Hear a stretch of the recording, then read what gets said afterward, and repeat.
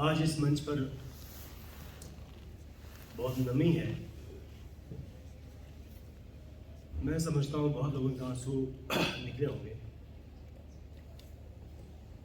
मैं यहाँ देख रहा था जब डॉक्टर करम सिंह जी शुरुआत कर रहे थे तो मैंने आदरणीय कुमार कृष्ण जी के आंखें नम होती देखी। यह एक कवि की संवेदनशीलता है और एक कविता की यात्रा है जिसमें हम एक दूसरे से जुड़ते हैं। पहली मुलाकात ऐसी यादगार बनेगी ये मैंने कभी सपने में सोचा भी नहीं था।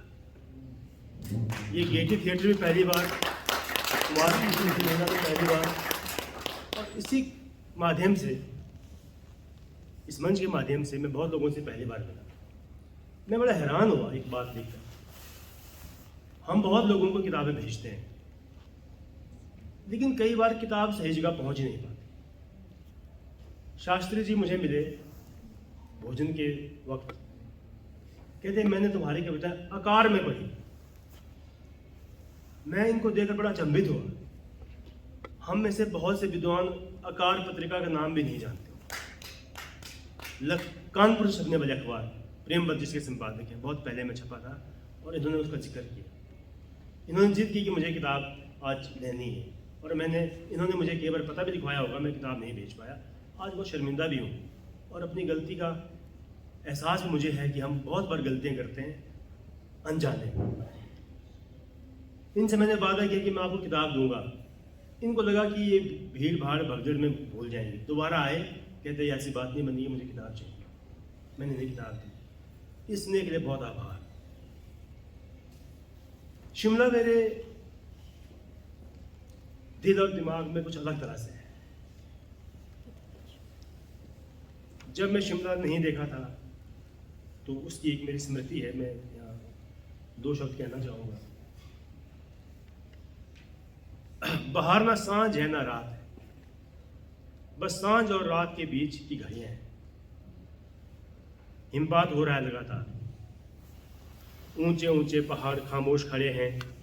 यह अमावस्या की रात है तो दृश्य में थोड़ा भय का साया भी है। यदि पूर्णिमा होती तो दृश्य कुछ अलग होता, मगर ऐसे दृश्य देखने के लिए केवल आंखें ही नहीं चाहिए बल्कि मन की तैयारी भी चाहिए। दहलीज के बाहर धीरे धीरे सन्नाटा पसर रहा है। रात घिरते ही घर के बीचों बीच बने पत्थर और मिट्टी के चूल्हे के बगल में दलूंचा थोड़ी सी आग जलाकर घर में रोशनी बनाए है।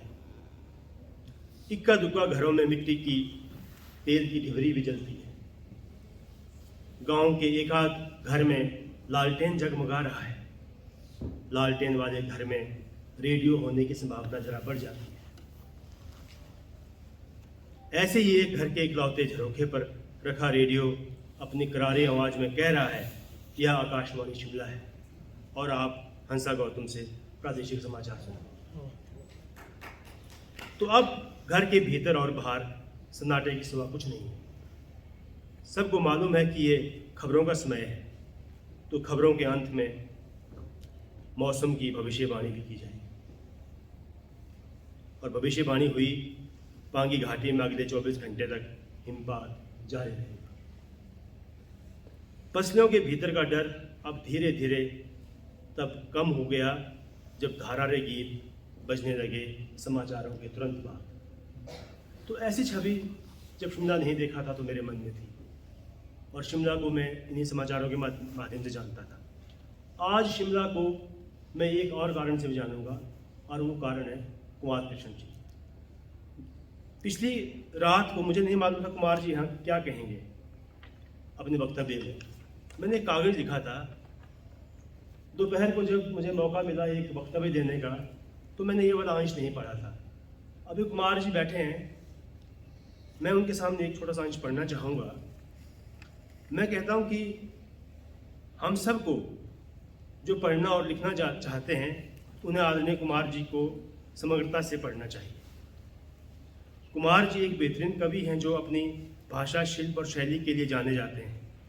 कुमार कृष्ण जी की कविताओं पर जो टिप्पणियाँ लिखते हैं, ये कवि तो हैं ही, और कविताओं पर जो टिप्पणियाँ लिखते हैं उनका कोई मुकाबला नहीं।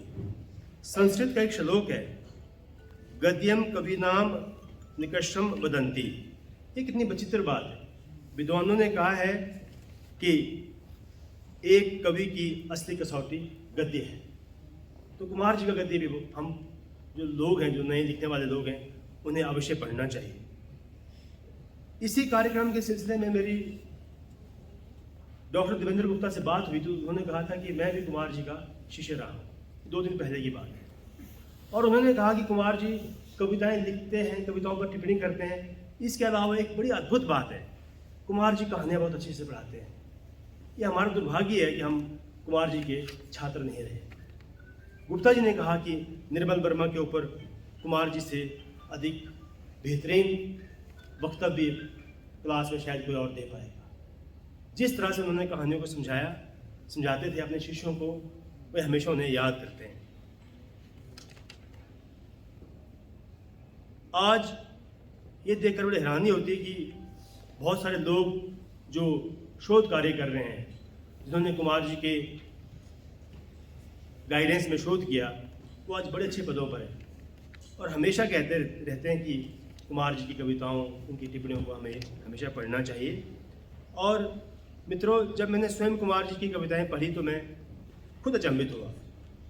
इन्होंने उन विषयों को उठाया है अपनी कविताओं में जिन्हें हम बड़े गैर जरूरी समझते हैं, हालांकि वो विषय बहुत महत्वपूर्ण होते हैं। कितने लोगों ने चांद को तकिए के नीचे छिपाने की बात कही है। तवा कितने लोगों की कविता में विषय रहा है। औरत और तवे की गुफ्तगू कविता कुमार कृष्ण लिख सकते हैं। कुमार कृष्ण कह सकते हैं कि गाँव की परिभाषा क्या है। एक उड़ती चिड़िया के चोंच के दाने में गाँव रहता है, ये कुमार कृष्ण ये कह सकते हैं। कुमार कृष्ण का समय वह समय था जब लोग रात की आग अगली सुबह के लिए बुझा कर रखते थे, और कुमार कृष्ण का समय यह समय भी है जब वे अथाह उदारता से एक ही पुस्तक में 18 लोगों को अपनी कविताएं समर्पित करते हैं, जबकि इस कठिन समय में कोई किसी का नाम तक लेना नहीं चाहता। कुमार जी की यही उदारता उन्हें विलक्षण कवि बनाती है। हालांकि उन दिनों मैंने अपनी सीमित समझ से के कारण इस उदारता पर दबी जुबान में थोड़ी सी आपत्ति जाहिर की थी। मैं आज अपने उन शब्दों को वापस लेता हूँ, क्योंकि जो काम कुमार जी ने किया वो शायद कोई कवि या साहित्यकार हिंदी साहित्य में कर सकेगा आगे भविष्य में भी। ये उनकी उदारता है। इतने अपने मित्रों पर, जिन लोगों को कभी मिले भी नहीं, उनकी कविता पर इन लोगों ने, कुमार जी ने अपनी किताब में उन्हें स्थान दिया। और इस किताब में जो कविता है उसका हिस्सा मैं भी हूँ, तो मैं बड़ा सौभाग्यशाली हूँ कि आज उनके सामने और आप तमाम मित्रों के सामने मैं अपनी 1-2 कविताएं पढ़ना चाहूँगा। समय की कमी भी है, थोड़ा समय निकाल लेना कि एक शीर्षक कविता में से पढ़ना चाहूँगा।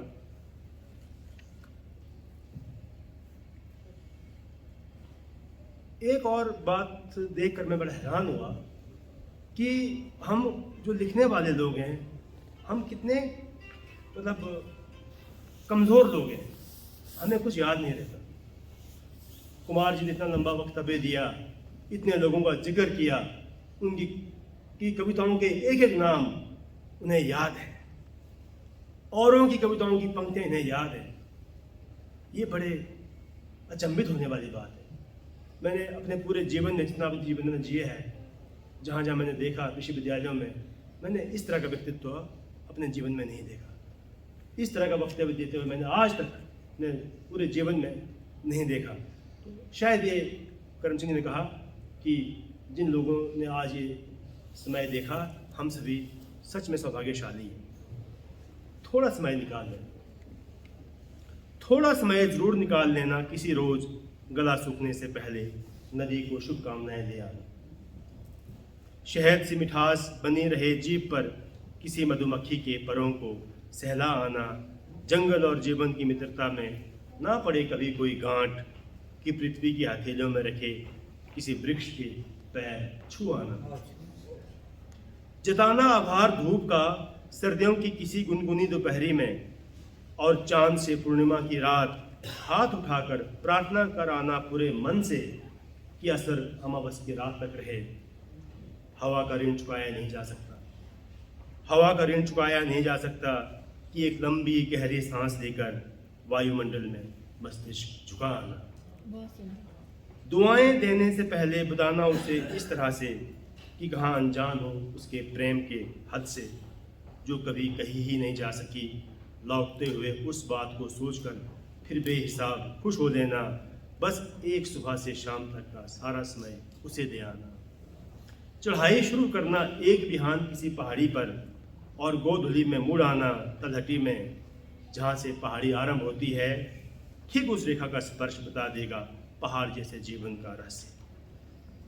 बस घुटनों के बल झुककर माथा टेक आना।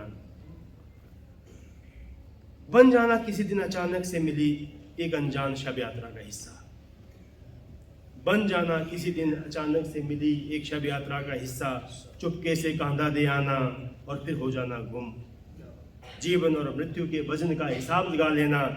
इतना भर समय निकाल लेना कि जब शमशान आराम कर रहा होगा, ठीक उस वक्त आसपास एक दो पौधे रो पाना। एक छोटी सी कविता और सुनाऊंगा। न सवाल उठाया न जलील किया। एक स्त्री ने कितनी यंत्रणाएं झेली और कितनी कुर्बानियां दी हैं जब जब उसकी कोख से नहीं जन्मा एक पुत्र। एक पुरुष ने कितनी दफे माफी मांगी जब जब उसे ज्ञात हुआ कि यह दोष तो उसका था जिसे स्त्री के माथे मर दिया गया। एक स्त्री ने अब भी नहीं उठाया सवाल और ना ही जलील किया पुरुष को, यह सब जानने के बाद भी कि तुम नहीं थे कभी भी पुत्रवती भव का आशीर्वाद देने योग्य। बहुत धन्यवाद।